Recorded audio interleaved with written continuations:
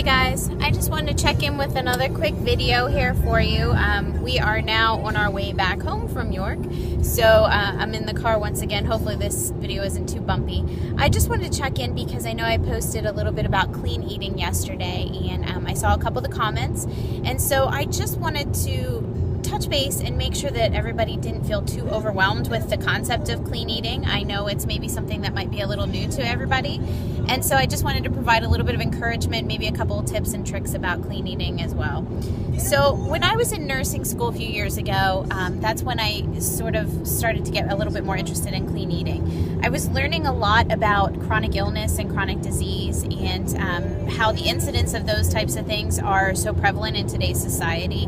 And the scary thing that I was learning about, and I know it's in the news a lot as well, that these kind of diseases like cardiovascular disease and diabetes and cancer and those types of things, they're not just affecting the older populations anymore. They're affecting not just younger generations, but our children also.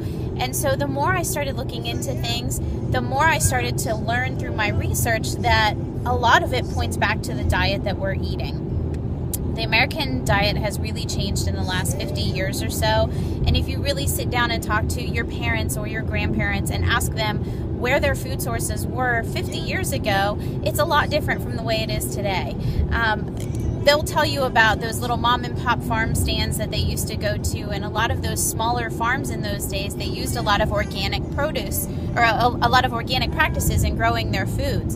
And when you look at today's farmers, you're looking at farms that are built for mass production and to ship food all over the world. So you're getting produce from different countries like Mexico and all over the world. And so a lot of things have been added to our food sources as a result of that. So now we're getting into things like GMOs and sprays and pesticides to make sure that there are no crop failures so farmers can continue to make money. We get into additives and preservatives because food has to be shipped such a long distance to get to you. And then we have things like food dyes these days and artificial sweeteners, and you're getting antibiotics added to your food. All sorts of things that just were not prevalent so many years ago. And so after all of this research, I really, really feel in my heart that those types of things there just has to be some sort of correlation between that and the way that our society's health is moving towards. So anyway, after all of that and learning about how your diet can really impact your health, I want to tell you that clean eating is not a diet. I have done diets, believe me. I grew up with my mom who did Weight Watchers, and so I became a member of Weight Watchers. And did it work? Yes, in a sense that I would lose weight every now and then, but I would gain it all back because I would get too lazy and I'd stop counting points. And counting calories was always too difficult for me, so I would never stick with that.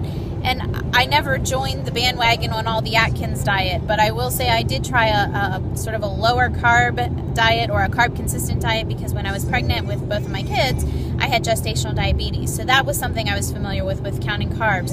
And then actually I became a vegan. I don't know if many of you know that, but I was a vegan for a little over 2 years as part of an elimination diet when I was having some stomach issues myself. And so I've done a lot of these different things, and the thing is, they never really worked for me, or they would work temporarily, and as soon as I would stop doing them, I would gain weight back. And so I think the two main things for me was that, first of all, I felt deprived. They were a diet for me. And so I felt like I couldn't ever have treats for myself, and I always felt like I was restricted in what I could eat, and that's frustrating, and it's hard to do that. And the other thing was that it was too difficult. It was a lot of work. I mean, to count calories and to sort of count your points and add those up for the day and all of that, it was kind of ridiculous. I never felt like doing all of those things. Now, I will admit, clean eating does take a little bit of work. You've got to do some meal prep and sort of plan out your meals, but once you start to get the hang of that and get truly what the essence of clean eating is, I promise you that becomes easier. It becomes second nature. So I want to sort of challenge you guys to become more aware of what you're eating. If we can at least kind of accomplish that through this group, I think we would be making leaps and bounds towards getting you to a point where you can really do this clean eating yourself.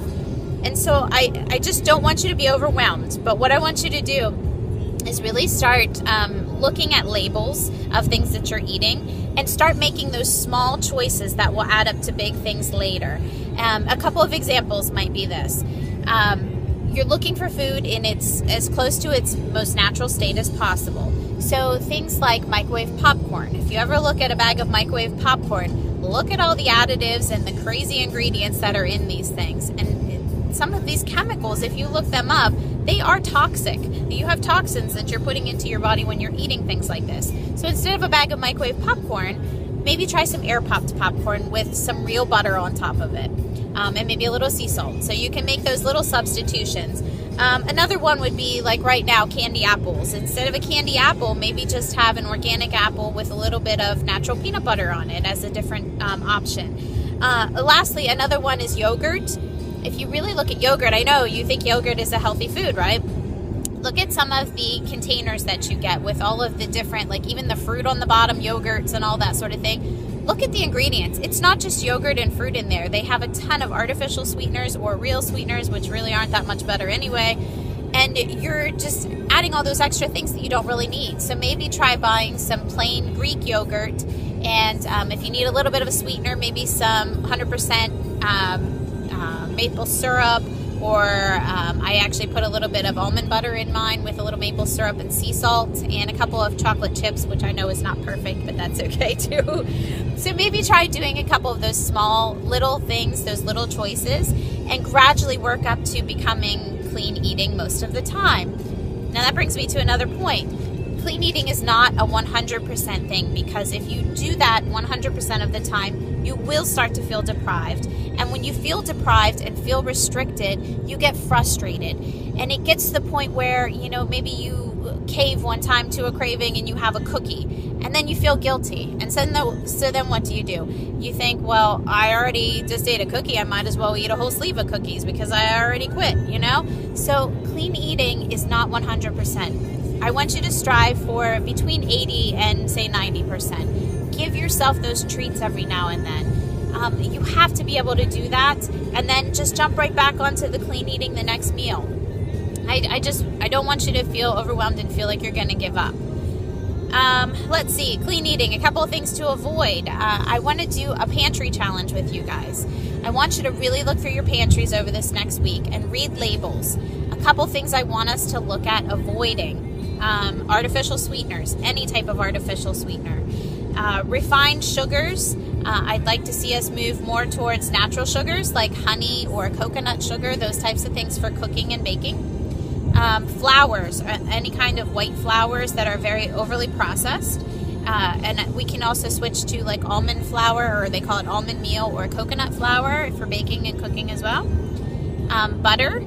I'd stick with all natural butter, just the full fat butter, because it's a lot healthier to do that. It's less processed than things like margarine and some of those unusual chemical things. And then soda, that's just altogether just not a very good idea. Diet soda or regular soda, it's just not very good for you. So if we could stick to more of the water, that would be excellent. So those are a couple things that I want us to look through when we're looking in the pantry. And if you have any questions, or you start to find things in your pantry that you're surprised about or even not surprised about, post them below so we can all take a look at them. It's a great learning process for all of us to sort of share that information and share our journey and where we're at on this clean eating. And if you have questions or do feel overwhelmed, post that as well, because I'd love to help with you. Like I said, I'm not perfect. I never would expect anybody else to be in this, but I just want to get to the point where we can set ourselves up for success.